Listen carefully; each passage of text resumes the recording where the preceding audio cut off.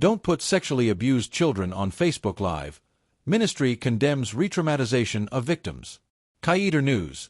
The Ministry of Human Services and Social Security has condemned the alarming rise in the re-traumatization of child victims of sexual violence and assault. This statement follows a recent incident where a 12-year-old rape victim appeared on a Facebook Live program with social activist Simon Brooms.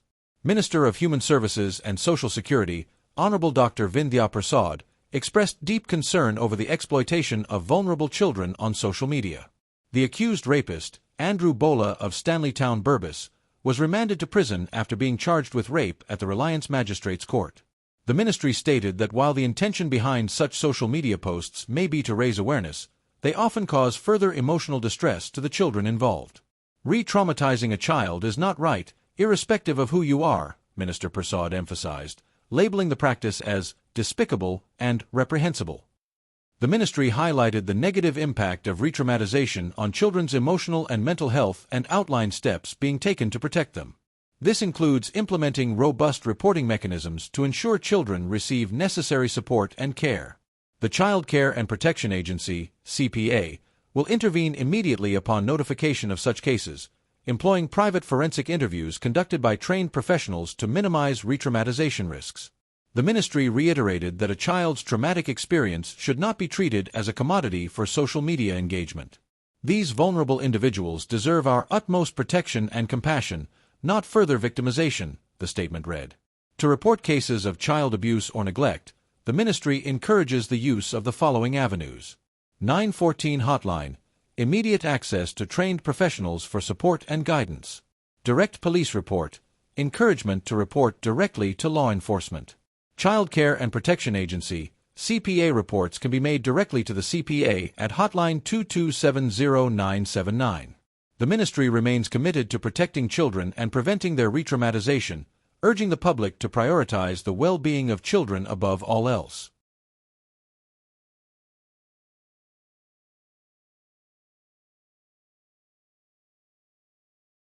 Venezuela rejects claims of arrests in GDF soldiers' shooting incident. Credible sources. The Venezuelan government has dismissed allegations that it has arrested suspects connected to the recent shooting of 6 Guyana Defense Force, GDF, soldiers in the Cuyuni River. In an official statement, Venezuela accused the Guyanese government of spreading disinformation and engaging in warmongering propaganda to justify its increasing military presence in the Essequibo region. Venezuela's statement asserted, "We denounce that the Guyanese government, in its eagerness to cover up its illegal actions in the disputed territory, is resorting to disinformation and warmongering propaganda." The statement also criticized the support Guyana receives from the United States Southern Command, labeling it a threat to regional peace. This response follows reports from senior government sources in Guyana claiming that at least 3 suspects involved in the attack on the GDF soldiers had been arrested and were in the custody of the Venezuelan military. However, Venezuela's statement made no mention of these arrests, instead calling for Guyana's foreign minister to cease his aggression and lies, and urging adherence to the Geneva Agreement of 1966. Venezuela demands that the foreign minister of Guyana cease his aggression and lies and, instead of fomenting confrontation, comply with his obligation under the Geneva Agreement of 1966, which establishes direct negotiation between the parties as the only way to resolve the territorial dispute, the statement read. Reiterating its claim over the Essequibo region, Venezuela expressed its commitment to restoring what it considers its sovereign rights, stating it will act in strict compliance with international law and historical truth. The conflicting accounts come amid rising tensions between the two nations. As of now, it remains unclear if any suspects are indeed in Venezuelan custody, with Guyanese authorities yet to respond officially to Venezuela's latest assertion.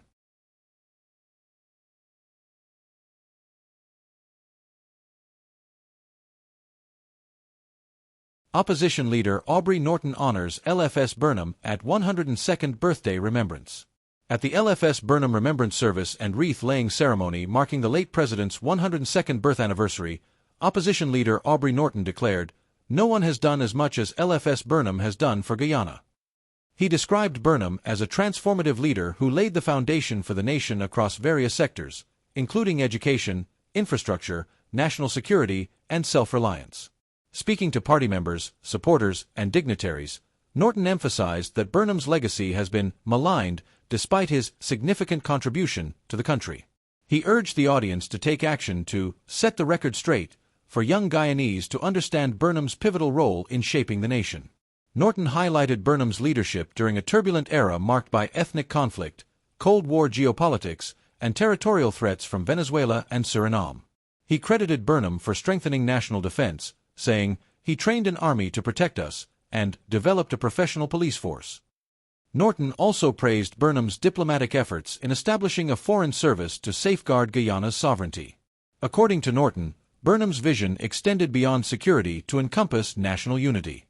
He noted Burnham's promotion of indigenous culture and access to land, including the significant decision to rename the airport Timeri in honor of indigenous peoples, an act he believes should have never been undone by the current government. In discussing economic policies, Norton credited Burnham with achieving food security and eliminating the country's reliance on imported vegetables, laying the groundwork for agricultural self-sufficiency. "Burnham taught us to rely on ourselves, to be proud of ourselves, and to be dignified," he stated. Norton also highlighted Burnham's impact on education, recalling his expansion of access to schooling by introducing free education from nursery to university. He quoted Burnham's belief that the question was never whether they could afford free education, but rather, could we afford ignorance? Norton emphasized Burnham's abolition of the all-age school system and the establishment of proper schools to accommodate all children. The opposition leader pointed out Burnham's contributions to infrastructure, noting his role in constructing major highways, hinterland roads, and sea defenses that continue to protect Guyana today. Apart from Linden, Georgetown, and a small part of West Demerara, Guyana had no tarred roads, he said. Burnham put in place a network of roads that remain strong today. In closing, Norton urged all Guyanese to honor Burnham's legacy and carry forward his vision. "We must never be afraid or ashamed to speak about Forbes Burnham," he asserted. "People may malign him, but no one has done as much as he has for Guyana."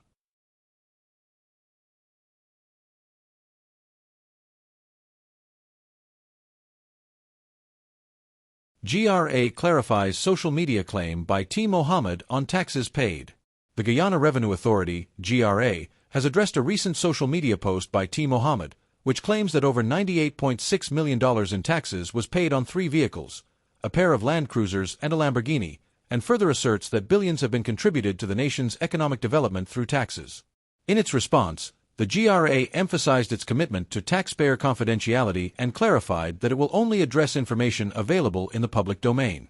Specifically regarding the mentioned vehicles, the GRA explained that Guyana operates on a voluntary tax compliance system. Upon import, importers submit a declaration with values they claim, and taxes are self-assessed based on these declarations. The GRA noted that these high-end vehicles were released into the importer's custody, with post-clearance and valuation steps typically undertaken by the relevant departments. These departments follow principles established by the WTO/WCO, tax legislation, and anti-money laundering regulations to verify the true acquisition value of the imports and assess the necessary collectible tax. In this case, the GRA determined that the values declared for the imports were significantly understated. Particularly concerning the Lamborghini, it was found that taxes in excess of $300 million were underpaid and are collectible from the importer. The GRA views such social media claims as potentially undermining the state's lawful revenue collection. The GRA reiterated its responsibility to collect taxes fairly and equitably, urging citizens to pay their true and correct taxes in accordance with their income and lifestyle. The authority stated that merely asserting taxes paid does not satisfy the obligation of paying the rightful amount owed to the state. Furthermore, the GRA reminded the public that misrepresenting declared particulars or misstating facts to evade full tax payment could lead to prosecution. Individuals found guilty of defrauding the Revenue Authority may face fines and/or imprisonment under applicable laws. The GRA urges taxpayers to refrain from such activities and encourages the public to report any illicit behavior confidentially by contacting the GRA at telephone number 227-6060. Whistleblowers will be rewarded for any information provided, with strict confidentiality ensured according to the law.